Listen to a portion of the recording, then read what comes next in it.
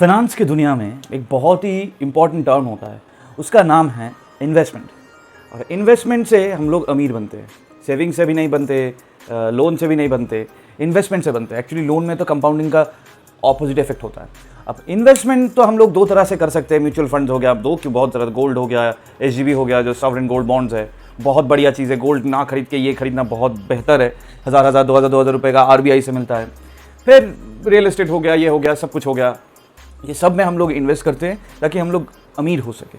But एक छोटा investment trick है, छोटा सा, मतलब आपका गेन ज़्यादा नहीं होगा, लेकिन depending on your salary and your expenses आपका हर महीने में कुछ ना कुछ इनकम आपको मिलता रह सकता है।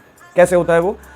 दो चीज़, एक होगा आपका सैलरी आएगा, एक होगा आपके पास क्रेडिट कार्ड है। एक अब credit card is a very dangerous thing, but used properly it's a very good thing.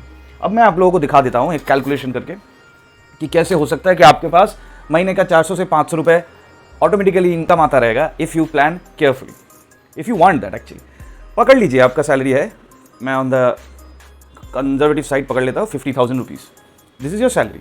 अब आपका एक्सपेंसेस एक्चुअली तो 50-30-20 में 25,000 होना चाहिए, तो अगर वैसे पकड़े तो मैक्सिमम 30,000 पकड़ता हूँ, सब एक्सपेंसेस मिला के, मतलब घर, यूटिलिटीज़, जो नीड्स है। अब ये जो 30,000 है, ये आपका डायरेक्ट यहाँ से माइनस हो जाता है, आपके पास रह जाता है कितना, 20,000। इसमें आप सेविंग्स करते हो, इन्वेस्टमेंट करते हो, फिर एक्सपेंस करते हो, फिर एंटरटेनमेंट सब कुछ नहीं करते हो। तो ये पार्ट आप छोड़ दो, अलग रख दो। ये पार्ट को लेके हम लोग डिस्कस करते हैं। आपके पास एक क्रेडिट कार्ड है जिसका लिमिट है, पकड़ लीजिए, 1 लाख रुपए सपोजिटली।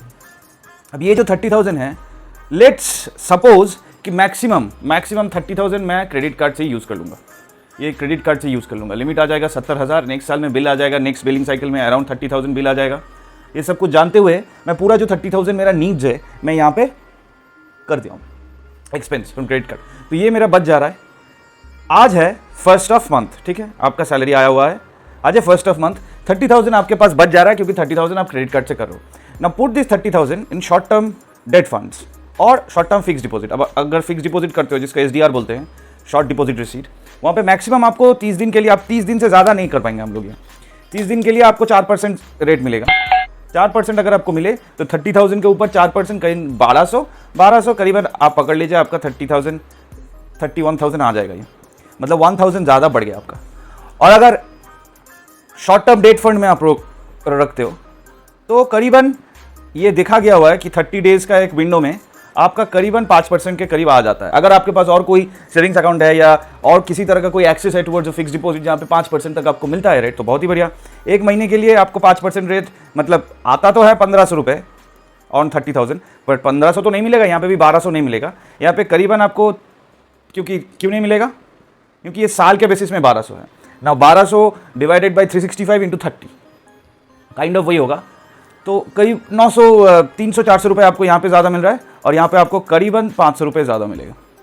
ये 500 रुपये जो आपको मिला, हाँ थोड़ा सा मेहनत करना पड़ा आपको इधर से लेके उधर में, ये 500 रुपये जो आपको मिला ये एकदम फ्री में मिला आपको।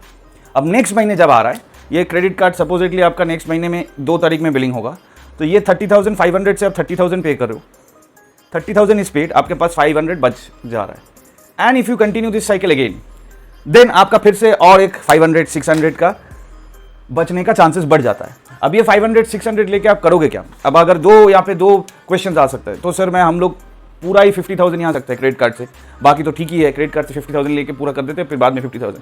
वैसा करना गलत है, क्योंकि इमरजेंसी के टाइम में ही क्रेडिट कार्ड लेने का फायदा है। तो अगर आप लोग ऐसे यूज़ करो तो बहुत ही केयरफुल यूज़ करना पड़ता है। आपका जो वांट्स है, जो मज़े करने का जो एक्सपेंसेस है, वो सब क्रेडिट कार्ड में नहीं लाना चाहिए, वो सब अपने कैश से ही जाना चाहिए, ताकि आप लोगों को यूटिलाइजेशन या अंडरस्टैंडिंग हो जाए कि मैं ज़्यादा खर्च कर रहा हूँ या कम खर्च कर रहा हूँ। बट अगर आपका नीड्स का आप करते हो, ये जो 500-600 रुपये आपको हर महीना मिल रहा है ऑन 30,000, अब आप अगर आपका 1 लाख रुपए सैलरी है तो 60,000 अगर आपका एक्सपेंस है, तो you can calculate the ratio. But ये 500-600 करते करते साल में आपको 6,000 रुपये एक्स्ट्रा मिल रहा है। You can do this one time deposit on mutual fund, you can make an RD, you can keep on depositing, और अगर कैश आपको चाहिए कैश उठा के रख दिया, और एक अगर SGB खरीदना है SGB खरीद लेते हो। मतलब this cash is completely earn for free, क्योंकि आप थोड़ा सा स्मार्टली डिसीजन लिए हो। मैं तो बहुत टाइम ये करता हूँ, हर एक महीने ये पॉसिबल नहीं होता है, लेकिन मेजॉरिटी ऑफ द टाइम्स मैं ये करता हूँ, इसलिए I thought of sharing this with you. अगर ये अच्छा लगे मेथड, और कोई भी क्वेरीज है या कमेंट्स है इसके रिगार्डिंग, नीचे ज़रूर बताओ।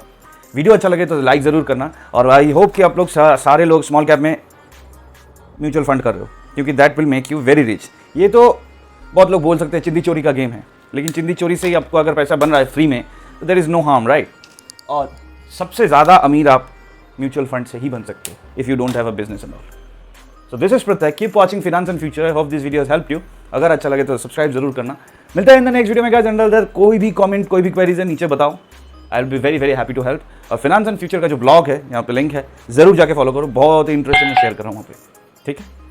सी इन द नेक्स्ट वीडियो में guys, until then tata, goodbye, all the very best.